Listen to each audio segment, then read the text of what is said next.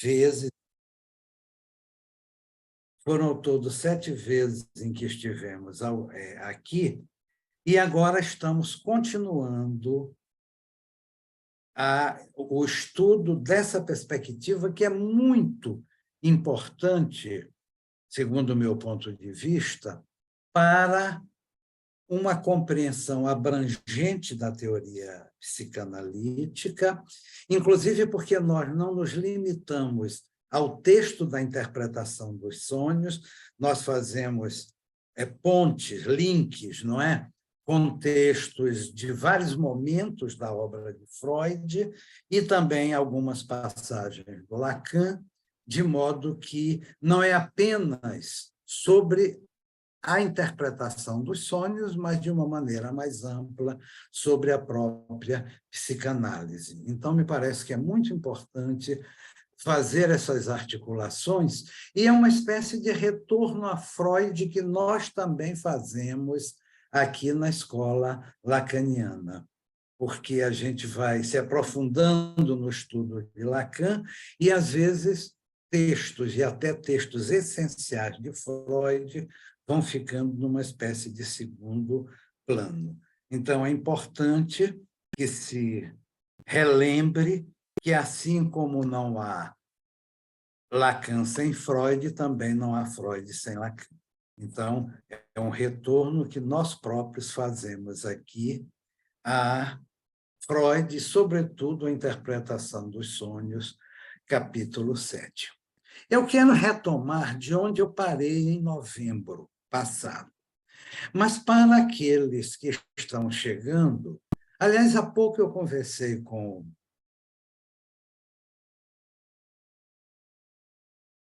há pouco eu conversei com Alexandre, o secretário da escola, perguntando justamente sobre isso, e ele me disse que, como o curso é aberto, a frequência a ele é variável.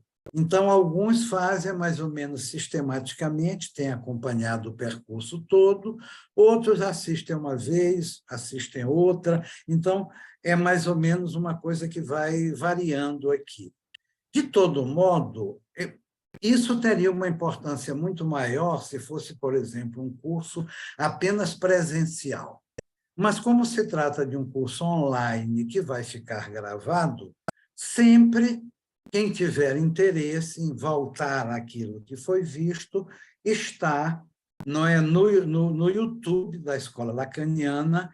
Então, basta procurar lá, o Alexandre abriu uma pasta, a interpretação dos sonhos, e lá estão as 7 aulas que nós colocamos aqui no ano passado.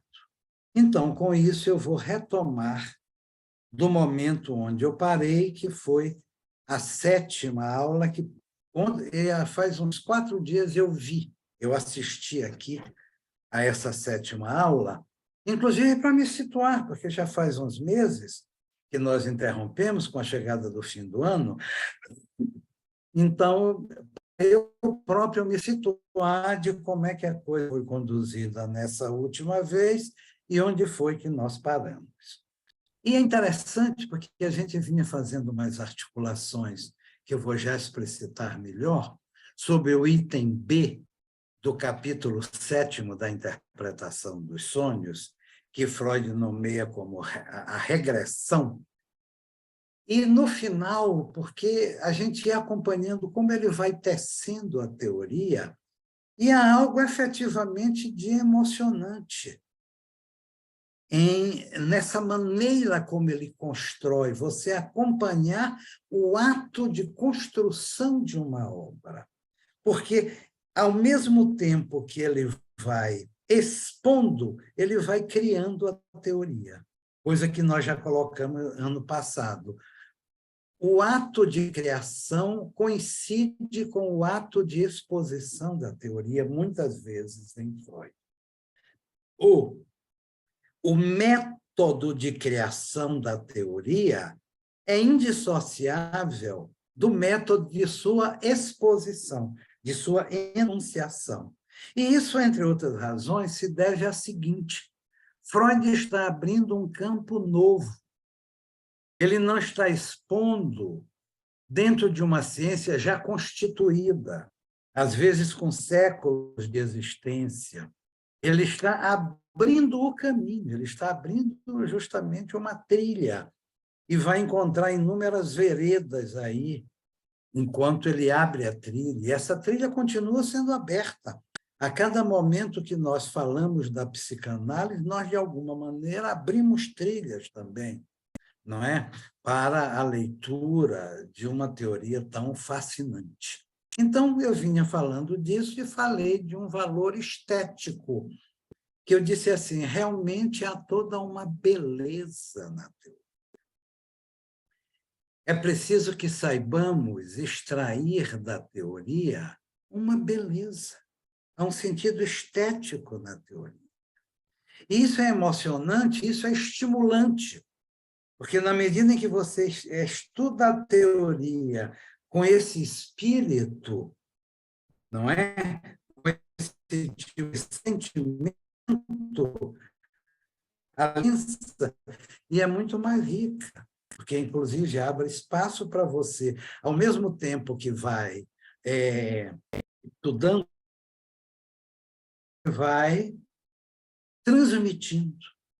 Quer dizer, a transmissão da psicanálise é uma coisa que nunca é inteira, ou seja, nunca se faz sem perda, e sempre implica que o sujeito que está fazendo a transmissão esteja ele próprio implicado com a sua enunciação, de modo que dizer a psicanálise sempre vai ser redizê-la. Então, isso contém um elemento que, no meu ponto de vista, é extremamente estimulante, que faz, inclusive, que cada nova leitura nunca seja totalmente... Quer dizer, você já leu várias vezes, quando você vai ler mais uma vez, você sempre encontra uma pequena passagem, um ponto, uma questão aqui e acolá, que você não percebeu, ou que você não tinha tido condições de perceber quando leu, em vezes anteriores, e agora, de repente, com surpresa, você diz, puxa, olha que coisa interessante ele diz aqui. Não é? Eu já li tantas vezes isso e não tinha me dado conta propriamente disso que eu estou percebendo agora. Quer dizer, uma coisa que me ocorreu e que eu até insisti no ano passado, porque a gente vai fazendo aqui por aproximações, não é? Porque eu fico aqui preocupado em, ao mesmo tempo, introduzir aqueles que estão vindo pela primeira vez e que estão, talvez, tendo um primeiro contato com a psicanálise e prosseguir no estudo, que tem toda uma complexidade que já vem sendo acompanhado por psicanalistas conhecidos, experientes, que conhecem muito bem a psicanálise. Então, como fazer, não é, a exposição de maneira que possa ser de interesse de todas essas pessoas? Então, há uma determinada passagem em que Freud diz assim: é necessário compreender a estrutura do aparelho psíquico e o jogo das forças que nele operam. Para dar um exemplo de uma condensação teórica primorosa.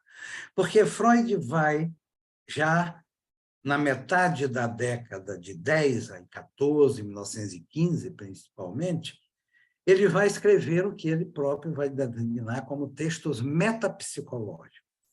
Embora eu veja que a metapsicologia já finca suas raízes desde antes, desde a interpretação dos sonhos, que, para mim, é um texto metapsicológico. Quem for à primeira aula vai ver as razões pelas quais, não é, eu digo isso. Pois a metapsicologia, Freud diz que comporta 3 dimensões. Uma dimensão tópica, como ele diz, ou topológica, que traz uma ideia de local, de localização. Uma parte econômica. O econômico, em Freud, é aquilo que implica as intensidades psíquicas. Então, o econômico, em Freud, abrange os afetos, que os afetos são carregados, não é, de intensidades. que intensidades que lá no fundo elas são emanadas de moções pulsionais, quer dizer, a pulsão como aquele conceito mais primevo, não é? Na psicanálise freudiana. Então, quando se fala do econômico, se fala das intensidades, e o dinâmico, que é o terceiro aspecto, Freud vai articular ao ativo e ao passivo. Pois olha bem como nessa simples frase ele meio que condensa os três. Quando ele fala da estrutura do aparelho, ele nos está dando ideia de uma localização, de uma espacialização. Consequentemente, tem a ver com a parte tópica. Quando ele fala de forças, são justamente essas forças, essas intensidades. Então, é a parte econômica.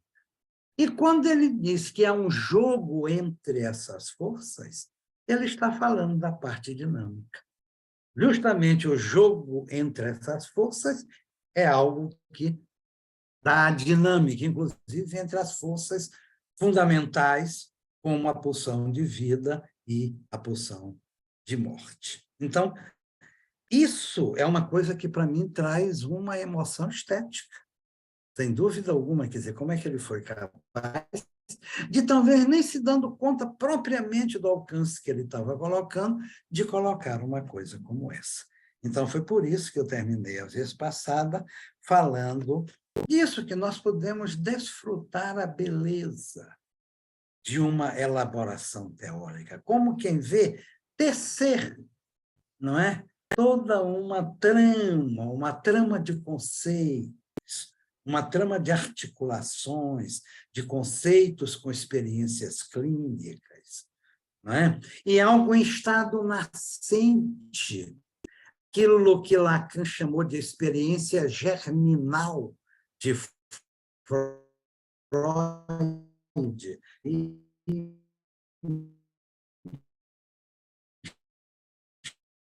estado disso, é importante que se consiga ver que há uma estética implicada nisso, e é importante observar também que não se trata só de extrair beleza da teoria. A beleza que você extrai da teoria, como de algum modo de qualquer outra coisa, é algo que você também projeta. Então, a contemplação, digamos, estética, ela não é meramente passiva. Ela é algo de ativo também. Você extrai, por exemplo, de uma tela, de um quadro, de uma obra de arte, você extrai muita coisa do que você também projeta. Então, é mais ou menos essa posição de leitura que eu estou, de alguma maneira, indicando para vocês. Quem conseguir mantê-la, não é? Ainda que não se vai manter isso o tempo todo, mas ainda que com oscilações, vai provavelmente ter um entendimento melhor, porque está mais aberto para a recepção das ideias, e vai acompanhar mais o passo a passo da tessitura dos conceitos freudianos. Então, nós havíamos parado, nessa última vez, numa passagem desse item da regressão, o item B, do capítulo 3º, em que Freud, em poucas linhas, é uma coisa que ele usa umas poucas linhas apenas, mas para dizer um negócio que é de uma consistência conceitual enorme, que me levou, inclusive, já a escrever, tem várias publicações a partir dessa passagem, e tem aquele meu texto que está aí à disposição, intitulado Os Sonhos Falam no Presente do Indicativo, que tem a ver com certas considerações de ordem gramatical e, consequentemente, lógica, já que a gramática é uma lógica. Nós podemos falar de uma lógica do inconsciente e podemos falar de uma gramática do inconsciente, não é? E essa lógica, ela está aí E Freud vai, em poucas linhas, fazer uma espécie de condensação de 3 pontos essenciais. É quando ele diz que há 3 aspectos quase independentes no mecanismo da vida psíquica. Observem bem, o sonho, como diz Freud, é a via régia para a sondagem do inconsciente. É um aspecto privilegiado em que o inconsciente, de alguma maneira, se desvela. Sonhos, os atos falhos, os sintomas, as chamadas formações do inconsciente, os xistos, né, que tem uma importância até paradigmática em alguns aspectos disto que eu estou falando. Então, os sonhos, eles são, digamos, a via régia para a sondagem do inconsciente. O que significa, e o Freud repete isso não poucas vezes, que conhecer o mecanismo dos sonhos é conhecer o mecanismo da vida psíquica. Quer dizer, se eu sou capaz de desvendar o mecanismo dos sonhos, eu sou capaz de, a partir daí, desvendar o mecanismo da vida psíquica. E é exatamente isso que ele vai fazer, e muito particularmente neste item B, a regressão.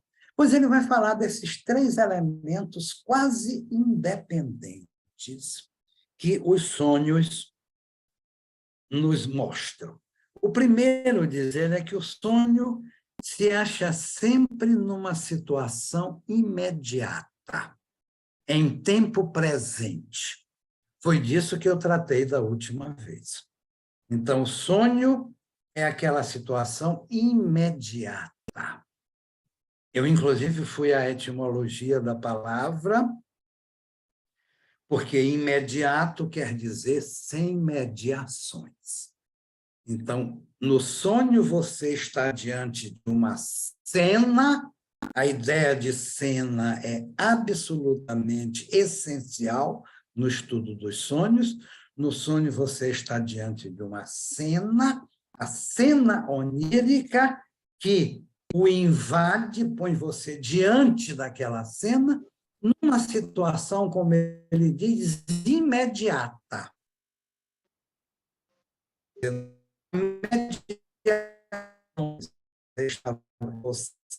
Você pode se dar em tempo presente. Se dá em tempo presente. Nós, inclusive, vimos, a Teresa Nazar fez uma observação nessa ocasião, em que nos levou a algumas divagações sobre essa questão de que, ao mesmo tempo, há uma certa cronologia. Quer dizer, o sonho, que parece ter uma longa duração, ele se reduz a pouquíssimos instantes, mas, no entanto, o sujeito, quando vai rememorar e dizer, eu sonhei com isto, aí depois me apareceu.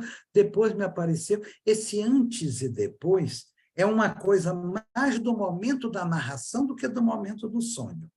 Ele pode estar também no momento do sonho, mas é no momento da narração do sonho que o sujeito, de alguma forma, recria os fragmentos e, de alguma forma, articula esses fragmentos, não é?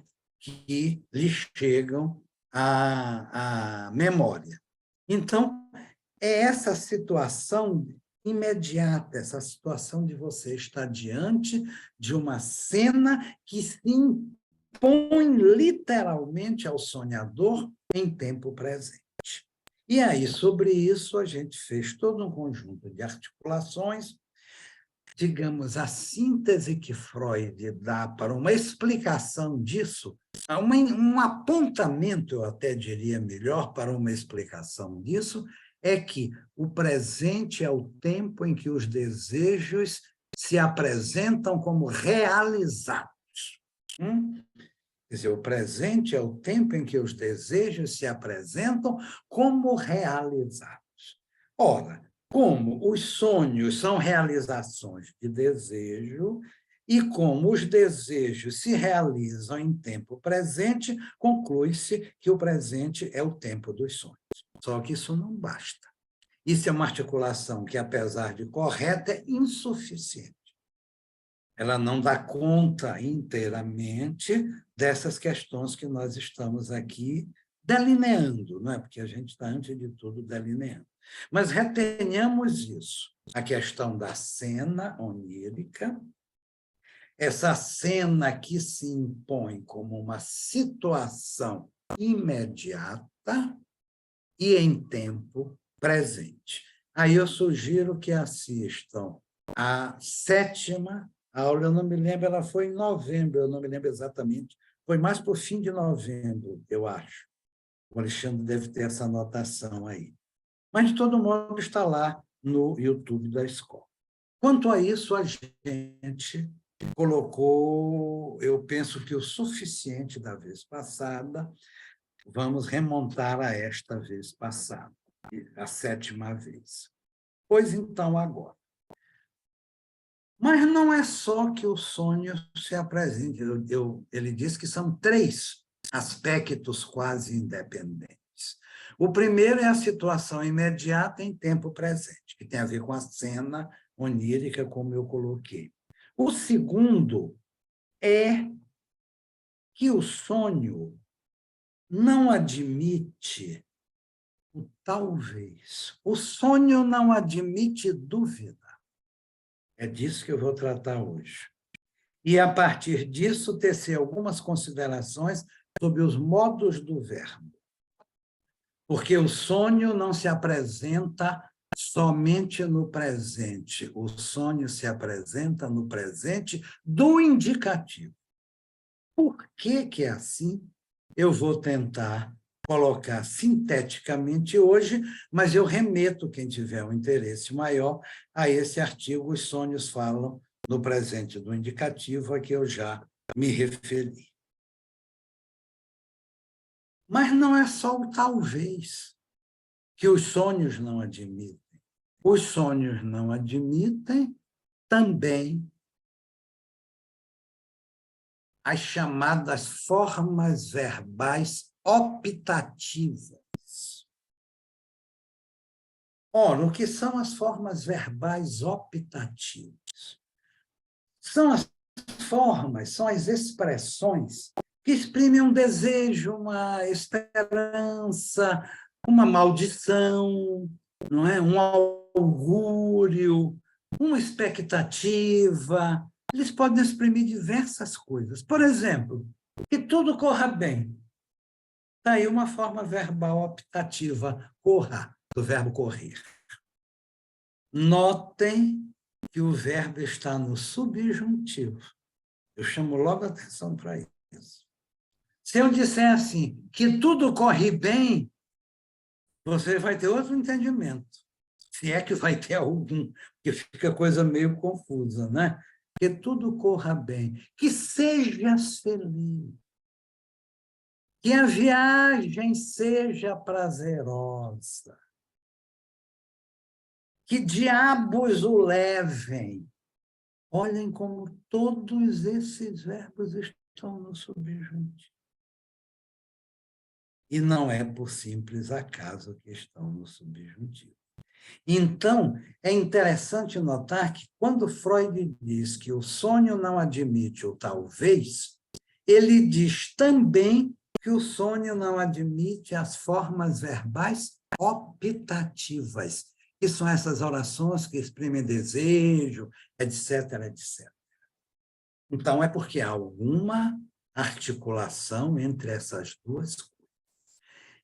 E ela é visível, porque quando eu digo assim, ontem eu fui ao cinema, eu estou dizendo uma coisa suficiente.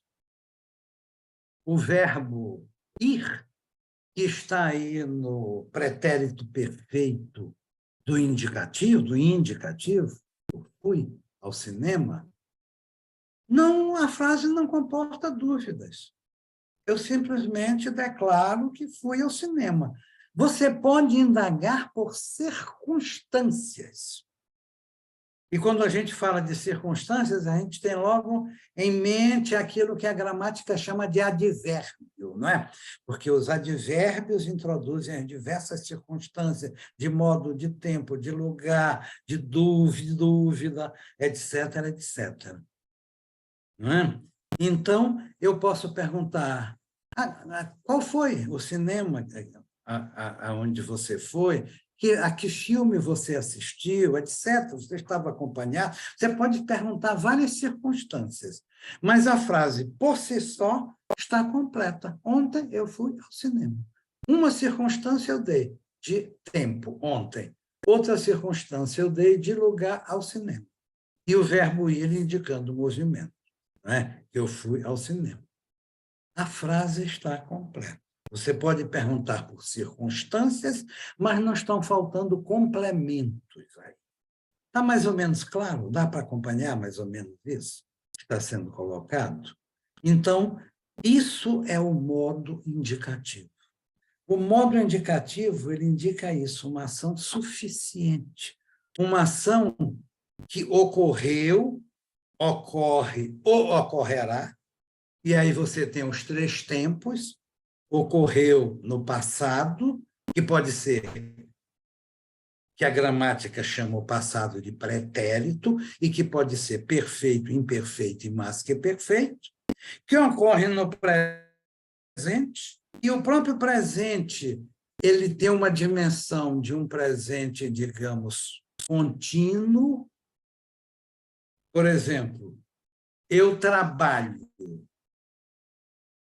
Isso não significa que eu estou trabalhando agora.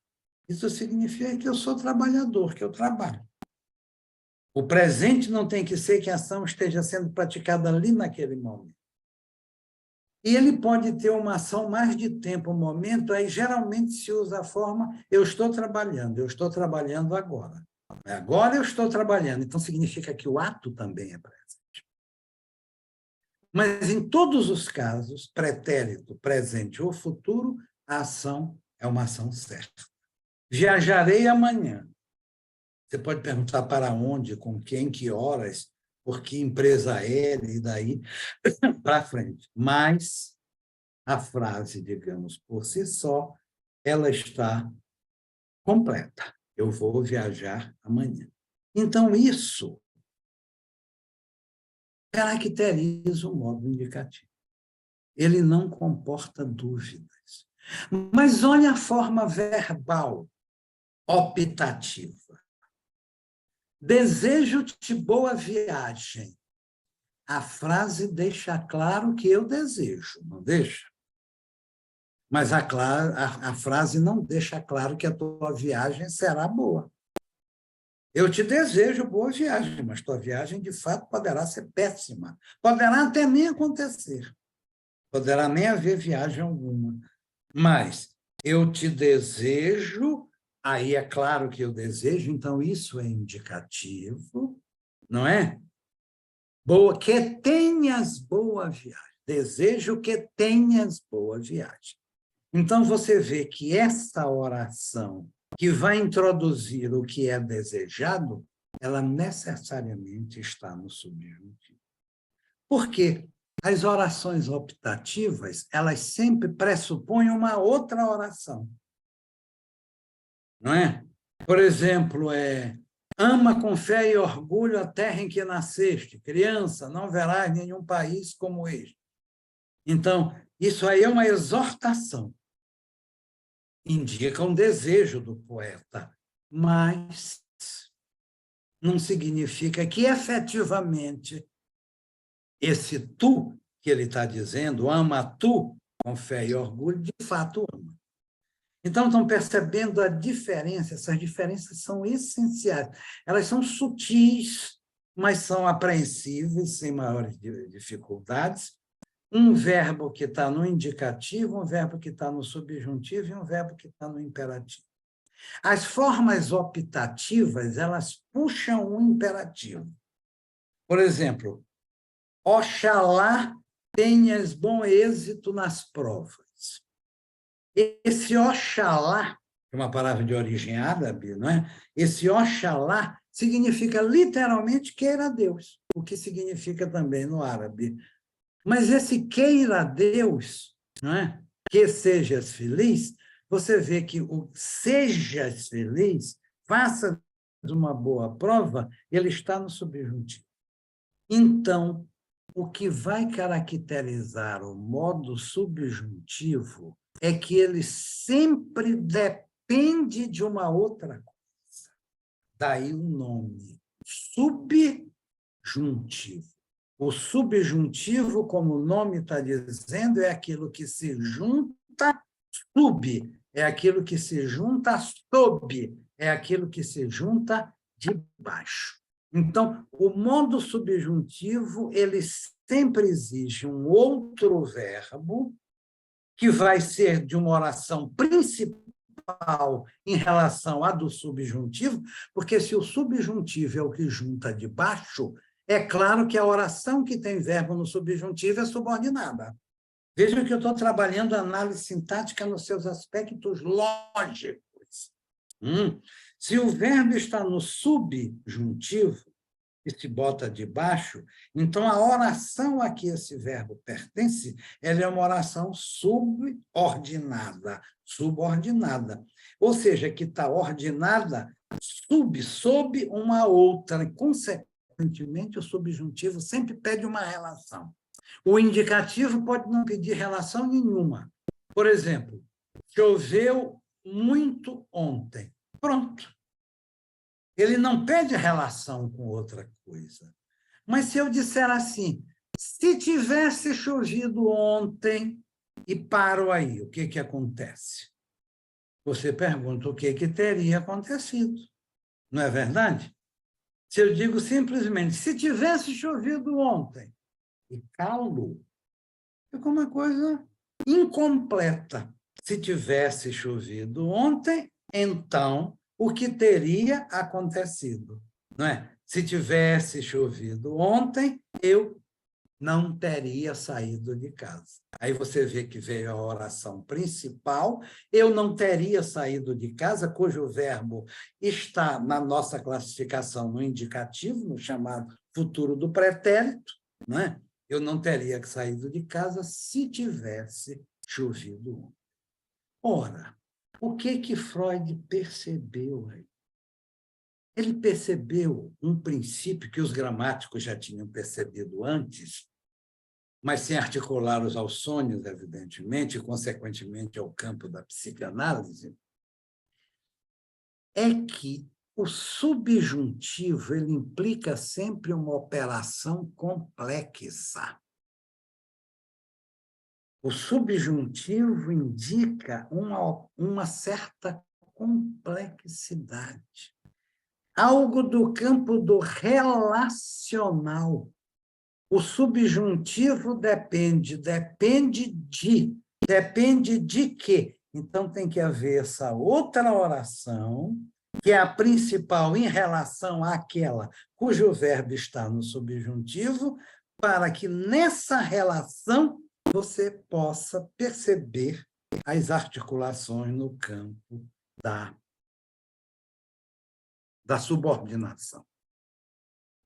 O subjuntivo está sempre no campo da subordinação. Ora, acontece que o processo primário ele não funciona com base em inferências do tipo se então.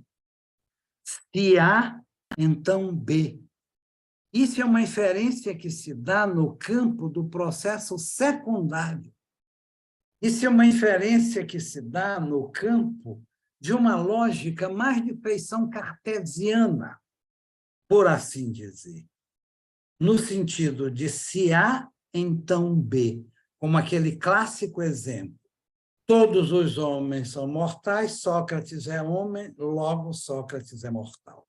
Então, você parte de uma afirmação que diz de algo, no caso do mundo humano, da realidade, do caráter mortal, que é uma coisa absolutamente intrínseca a todo ser humano, completamente universal.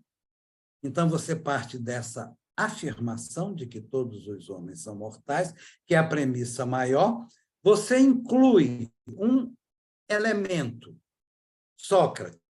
No meio dessa afirmação, Sócrates é homem, então, necessariamente, Sócrates é mortal. Ou então, se A é igual a B e B é igual a C, então A é igual a C.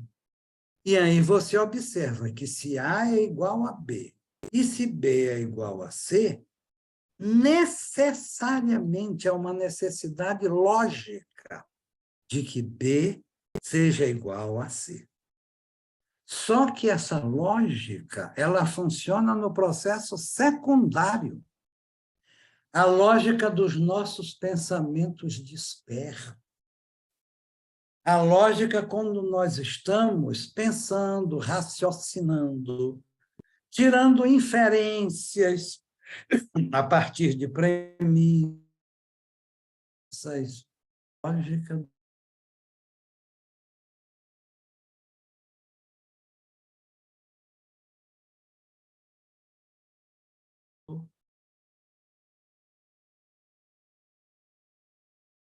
admite lado a lado como se nenhuma contradição houvesse.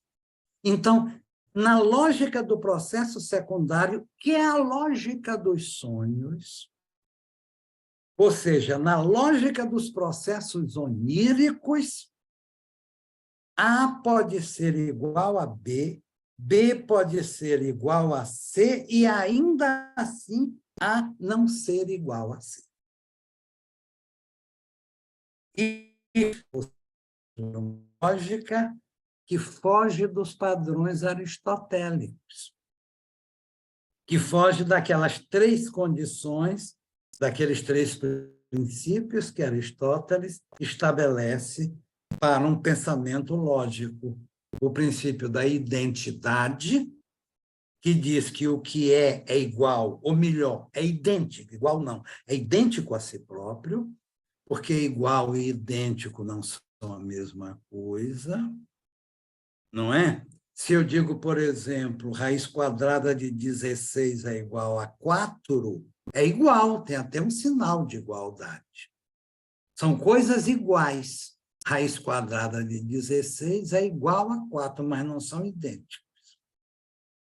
Porque raiz quadrada de 16 é raiz quadrada de 16 e 4 é 4. São iguais, mas não são idênticos. Então, o princípio da identidade, o que diz é que o que é idêntico a si. Mas como tudo muda, tudo passa sobre a Terra, não é? Como tudo muda, você tem que estabelecer um elemento temporal. Ou seja, o que é idêntico a si naquele momento. No futuro, ele pode se tornar diferente de si. No passado, ele pode já ter sido diferente de si, mas no presente, o que é idêntico a si. Que você pode formular como o que é enquanto é. O que é enquanto é. Esse é o princípio da identidade. Há o princípio da não contradição, que diz que dois elementos de uma contradição não podem ser verdadeiros. Hobbes dá um exemplo, por exemplo, de um quadrado redondo. Um quadrado redondo, isso é um absurdo lógico. Aí é uma contradição, porque se é quadrado, por definição, não pode ser redondo. Se é redondo, por definição, não pode ser quadrado. E ainda tem uma impossibilidade também aí geométrica, não é? A tal quadratura do círculo, que nunca se conseguiu determinar como fazer, embora, em princípio, devesse ser possível. Não é verdade? Então, dizer um quadrado redondo é contraditório, consequentemente, não é verdadeiro na lógica do processo secundário, na lógica cartesiana, na lógica racional, mas na lógica dos sonhos, na lógica do processo primário, a expressão quadrado redondo pode ter o seu lugar. E aí a gente até tende a dizer assim, mas isso não é lógico, não há lógica nisso. Os sonhos têm um aspecto tão desconcertante, não é? Que nós tendemos a dizer assim, não tem lógica. Ele tem uma lógica, mas uma lógica que lhe é própria. Freud, inclusive, vai colocar alguns aspectos dessa lógica. Eu quero saber se, por enquanto, ficou mais ou menos claro o que eu tentei colocar hoje. Vou resumir. O segundo elemento que Freud vai colocar logo no começo do item B do capítulo 7º, que é daqueles 3 elementos quase independentes. O primeiro foi a situação imediata, que nos remete à cena onírica e em tempo presente. O segundo é que o sonho não pode comportar o talvez. E o terceiro, que a gente vai tratar da próxima vez, eu adianto logo, é a regressão. O terceiro é que no sonho o que seria pensado é imagado, que viria como representação, como pensamento, vem no registro sensorial como imagem. O sonho é uma alucinação. Essa transformação do pensamento na imagem é o que Freud chama de regressão e que da próxima vez a gente tratará mais especificamente nisso. Mas eu quero agora, para fechar, pegar a questão do talvez, porque o talvez me trouxe o subjuntivo. E ainda por cima, quando Freud diz que o sonho não admite o talvez, ele acrescenta que o sonho não admite as formas verbais optativas, que são aquelas formas que indicam desejo. Que sejas feliz. A gente tem a impressão de que isso é um período simples, como oração absoluta. Que é só isso, mas, na verdade, nas orações optativas, tem sempre um verbo oculto, que é um verbo que indica desejo, aversão, maldição, etc. Quando eu digo que sejas feliz, está oculto aí um verbo que é quero, ou desejo, almejo, etc.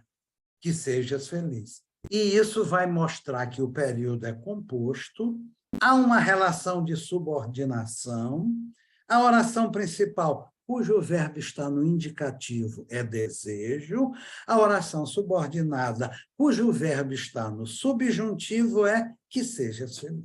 Então, o subjuntivo traz sempre essa relação de subordinação, traz sempre a relação. É uma operação complexa, é uma operação própria do processo secundário.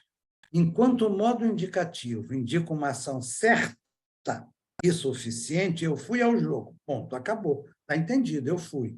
O subjuntivo está sempre dependendo de outra coisa. Se eu tivesse mais dinheiro, e aí, o que tu faria se tivesse mais dinheiro? Falta outra coisa.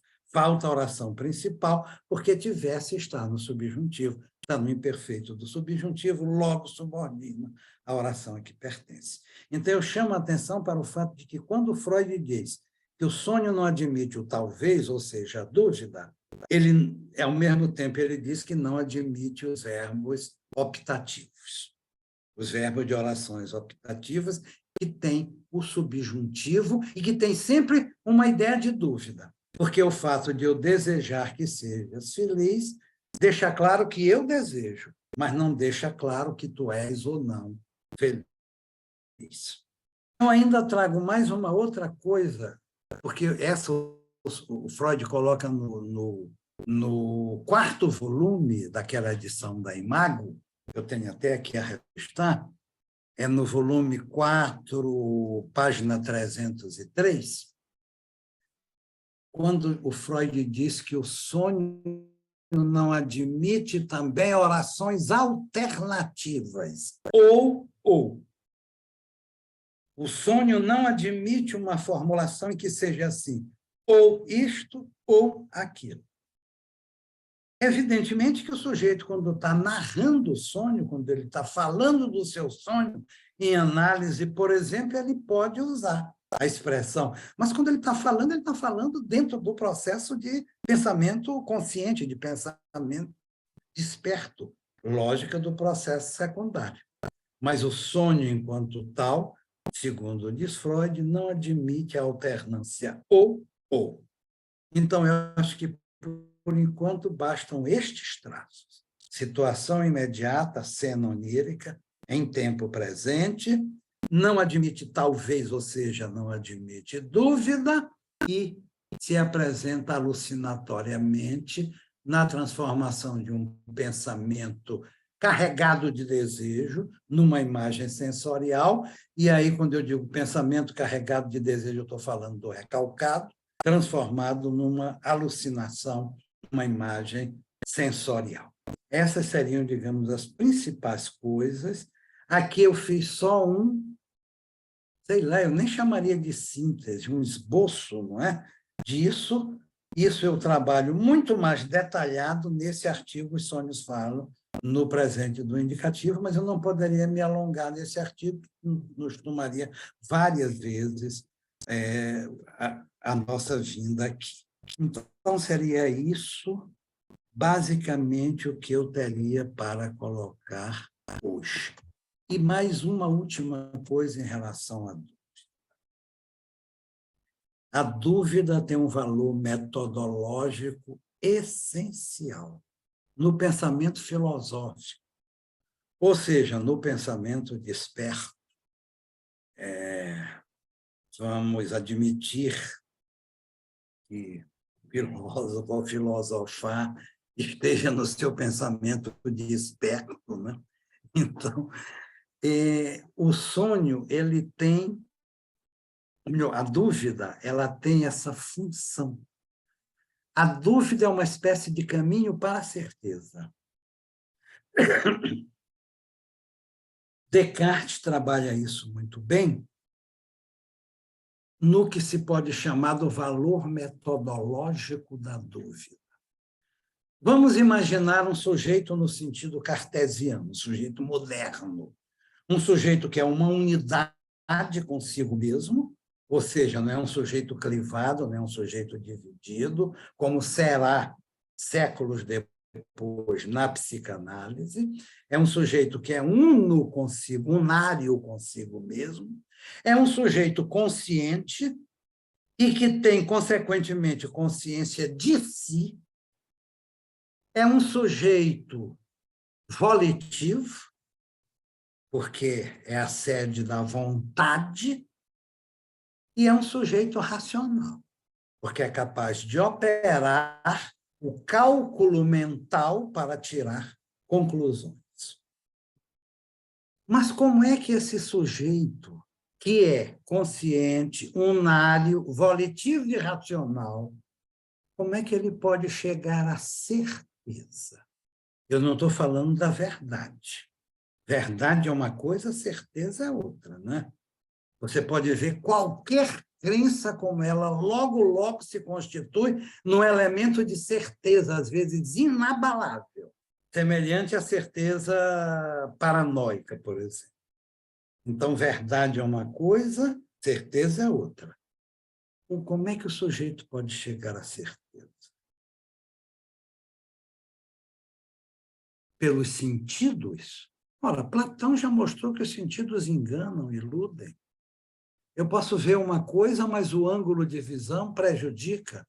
Eu estou vendo a coisa deformada, porque o meu ângulo de visão me deu uma representação que é só daquele ângulo.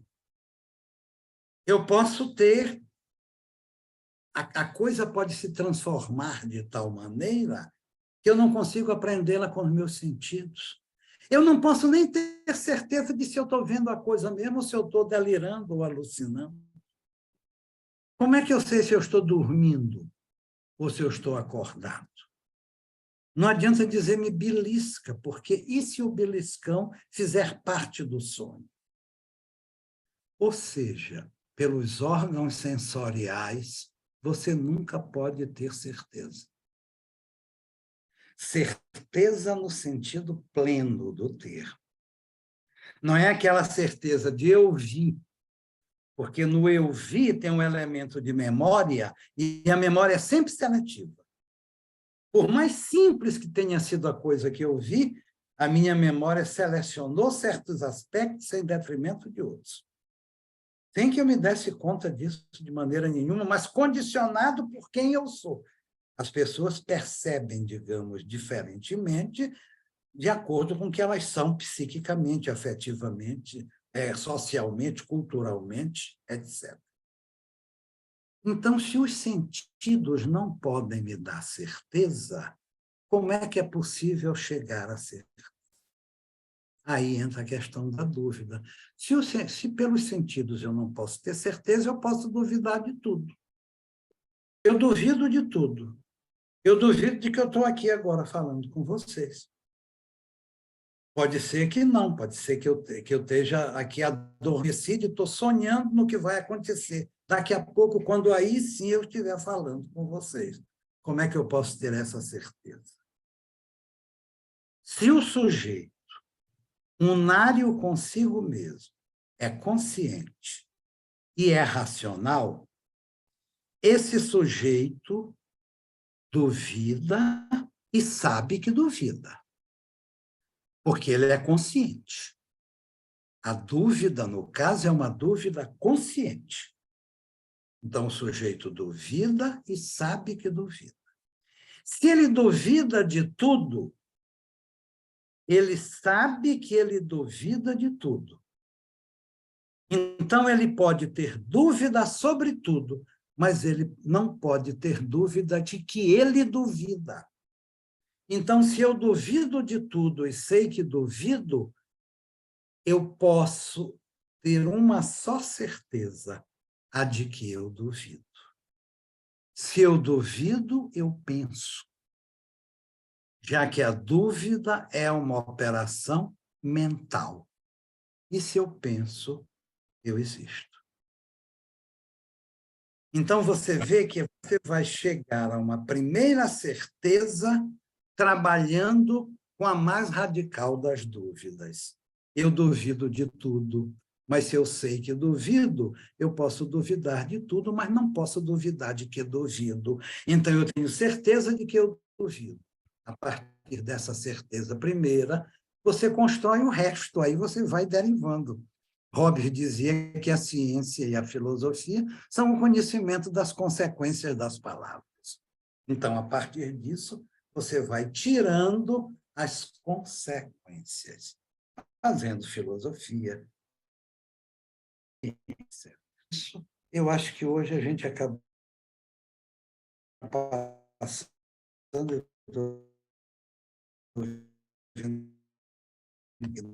Mas eu acho que quem quiser, agora que eu estou vendo aqui, tem uma colocação do Nazar aqui que foi feita, mas eu já estou vendo que está aqui em cima da hora.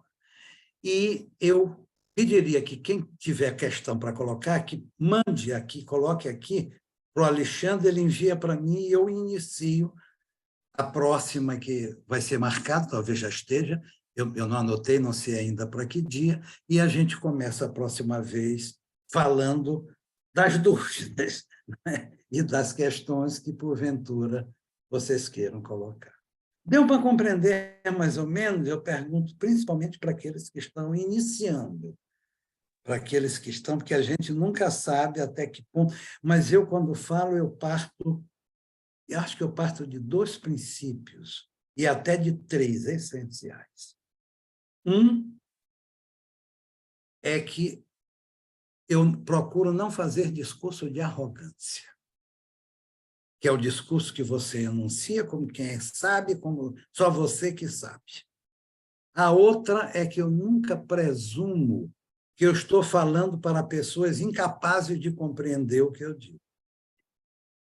Eu presumo sempre que eu estou falando para pessoas inteligentes, que, ainda que estejam pela primeira vez travando contato, possam ter uma primeira apreensão, que possa despertar o desejo de procurar. A terceira é que eu nunca me prendo muito a um esquema. eu faço variações. Eu estou falando de uma coisa, me ocorre outra, aí eu abro um parênteses, isso me leva para determinados lugares, mas há uma certa firmeza de direção que a gente acaba seguindo um caminho, mesmo que abrindo desvios, né? Mas é mais ou menos uma imagem como essa que Freud cria quando ele fala do eu e as pulsões, que ele compara um cavalo que pode ser bem conduzido, mas você tem que permitir que o cavalo faça desvios, pare aqui para se alimentar, para beber água, que ele faça alguns desvios para que você possa conduzir. Então, a firmeza de direção está nesse fio. No mais, a gente vai abrindo parênteses.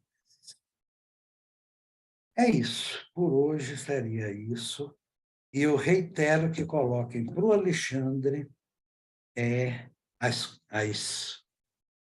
as questões, porque está em cima da reunião do diretório e é uma coisa muito importante. É isso aí. Obrigada, Agostinho. Muito bom, excelente. Tinha algumas Obrigado. observações, mas realmente vai ficar para a próxima. Eu anotei, eu Tá converso certo. da próxima vez. Beijo. Perfeito. Talvez até se possa, de viva voz, Tereza, da próxima vez começar assim. Isso, Já que teve tempo de terminar assim, se começa assim, depois isso. prossegue. Bacana. Eu acho que você vai ficar sempre na segunda semana. Não é isso, Alexandre? É segunda ou terceira semana de cada mês? Essa é a terceira, né? Terceira? Então, é sempre terceira semana de cada mês, é isso? Porque a gente meio que manteve fixo, né? Depois É. a gente avisa. A gente se certifica e te avisa. Isso. Tá legal? Perfeito. Obrigada, beijo. Isso. Boa noite. Boa noite. Boa noite.